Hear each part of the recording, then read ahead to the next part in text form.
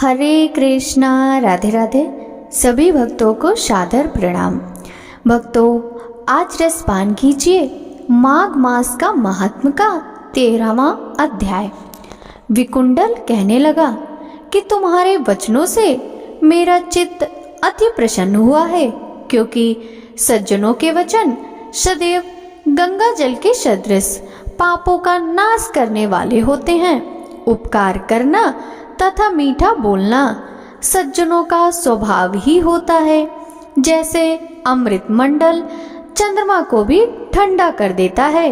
अब कृपया करके यह भी बतलाइए कि किस प्रकार मेरे भाई का नरक से उद्धार हो सकता है। तब दूत कुछ देर ज्ञान दृष्टि से विचार कर मित्रता रूपी रस्से से बंधा हुआ बोला कि हे वैश्य, यदि तुम अपने भाई के लिए स्वर्ग की कामना करते हो तो जल्दी ही अपने 8 जन्म के पुण्य फल को उसके निमित्त अर्पण कर दो।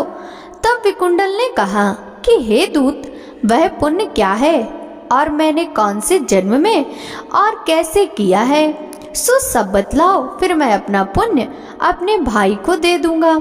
दूत कहने लगा कि हे वैश्य सुनो, मैं तुम्हारे पुण्य की सब कथा कहता हूँ। पूर्व समय में मधुवन में साल्की नाम का ऋषि था। वह बड़ा तपेश्वरी ब्रह्मा के समान तेज वाला था। 9 ग्रह की तरह उसकी स्त्री रेवती के 9 पुत्र थे, जिनके नाम ध्रुव, शशि, बुध, तार, ज्योतिमान थे। इन 5 ने गृहस्थाश्रम धारण किया तथा निर्मोह, जितमाय, ध्याननिष्ठ और गुणातग ये 4 संन्यास ग्रहण कर वन में रहने लगे। ये शिखा सूत्र से रहित पत्थर और सोने को समान समझते थे।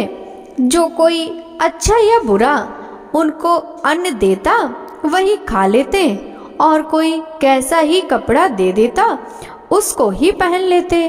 सदैव ब्रह्म के ही ध्यान में लगे रहते।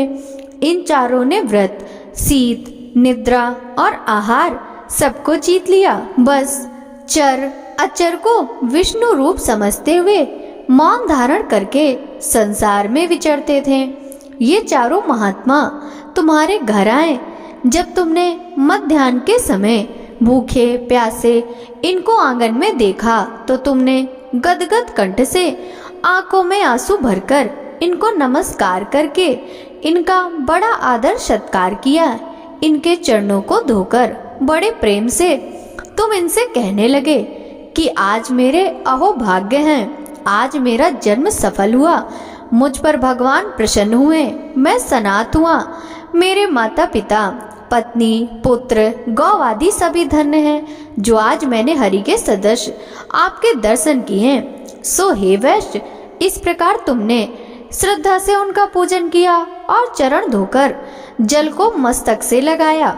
फिर विधि पूर्वक इनका पूजन करके तुमने इन सन्यासियों को भोजन कराया। इन सन्यासियों ने भोजन करके रात को तुम्हारे घर में विश्राम किया और ब्रह्मा के ध्यान में लीन हो गए। इन सन्यासियों के सत्कार से जो पुण्य तुमको मिला सो मैं भी कहने में असमर्थ हूँ, क्योंकि सब भूतों में प्राणी श्रेष्ठ है। प्राणियों में बुद्धि वाले, बुद्धि वालों में मनुष्य, मनुष्यों में ब्राह्मण, विद्वानों में पुण्यात्मा और पुण्यात्मों में ब्रह्मगानी सर्वश्रेष्ठ है। ऐसी ही संगति से बड़े बड़े पाप नष्ट हो जाते हैं। यह पुण्य तुमने अपने पहले 8वें जन्म में किया था। सो यदि तुम अपने भाई को नरक से मुक्त कराना चाहते हो तो यह पुण्य दे दो। सो दूत के ऐसे वाक्य सुनकर उसने प्रसन्न चित्त से अपना पुण्य अपने भाई विकुंडल को दे दिया और वह नरक से मुक्त हो गया और दोनों भाई देवताओं से पूजित किए गए। तब दूत अपने स्थान को चला गया। इस प्रकार वैश्य के पुत्र विकुंडल ने अपना पुण्य देकर अपने भाई को नरक की यातना से छुड़वाया। सो हे राजन, जो कोई इस इतिहास को पढ़ता या सुनता है वह 1000 गोदान का फल प्राप्त करता है। भक्तों, माघ मास महात्म का 13वां अध्याय समाप्त हुआ। आपसे मिलते हैं आगे की अध्याय की कथा के साथ। तब तक सभी भक्तों को हरे कृष्णा, राधे राधे, हर हर महादेव।